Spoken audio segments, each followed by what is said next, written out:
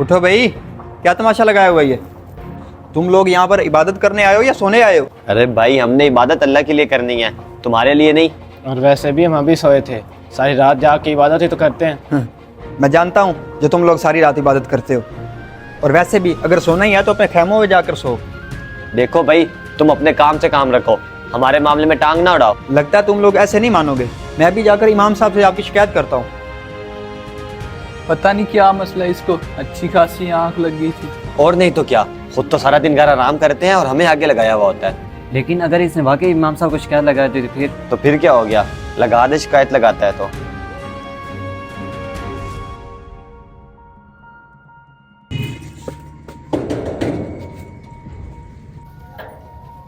इरफान, तुम यहाँ कैसे? इमाम साहब, मस्जिद में जो लड़के इत्काफ पर बैठे हुए हैं उनके बारे में बात करनी थी। मैं क्या किया उन लड़कों ने? खुल के बताओ, क्या बात है? इमाम साहब, वो सारी रात मोबाइल इस्तेमाल करते रहते हैं और सारा दिन सोते रहते हैं। आज जब मैंने उन्हें कुछ समझाने की कोशिश की तो उल्टा मेरे ऊपर ही गुस्सा करने लग गए। इमाम साहब, वो मस्जिद में सिर्फ वक्त जाया कर रहे हैं, इबादत नहीं करते। ऐसा कैसे हो सकता है? मैं तो जब भी जाऊँ इबादत कर रहे होते हैं, मैंने तो कुछ और करते हुए कभी नहीं देखा।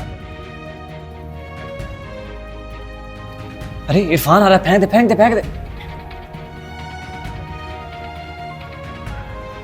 यहाँ क्या कर रहे हो तुम लोग? कुछ भी नहीं कर रहे। तुम यहाँ बैठकर सिगरेट पी रहे हो? तुम पागल तो नहीं हो गए? हम में से कोई सिगरेट नहीं पी रहा। फिर ये सिगरेट यहाँ क्या कर रही है? यकीनन तुम में से किसी ने पी है। वो तो कोई भी पी के फेंक सकता है, तुम मुझ पर क्यों इल्जाम लगा रहे हो? जाओ तुम अपना काम करो, हमें तंग ना करो। तुम लोग यहाँ पर इबादत करने आए हो या सोने आए हो? देखो भाई, तुम अपने काम से काम रखो, हमारे मामले में टांग ना उड़ाओ। अच्छा तो ये बात है, चले आप फिक्र ना करें, मैं आज ही उनको समझाता हूँ। ठीक है इमाम साहब। मैंने आप सबसे जरूरी बात करनी है। जी इमाम साहब, क्या जरूरी बात करनी है आपने? मुझे आप लोगों के बारे में शिकायत मिली है कि आप लोग मस्जिद में वक्त ज़ाया कर रहे हैं। जी इमाम साहब, मुझे अच्छी तरह से पता है आपको शिकायतें किसने लगाई हैं।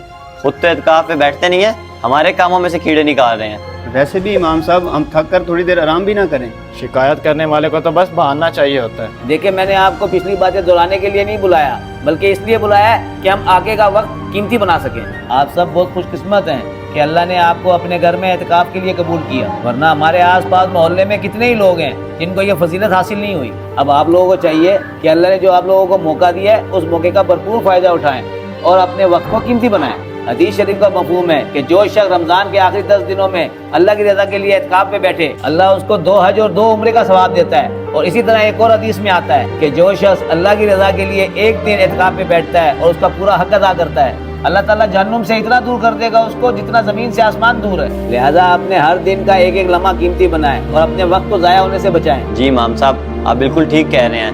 हमने गफलत की वजह से काफी वक्त जाया कर दिया, अब हम अपने बाकी वक्त को कीमती बनाएंगे।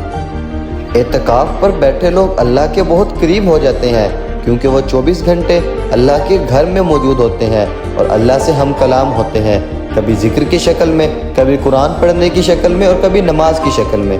हमें चाहिए कि अगर अल्लाह ने हमें ऐसा मौका दिया है तो इसको हरगिज़ ज़ाया ना करें।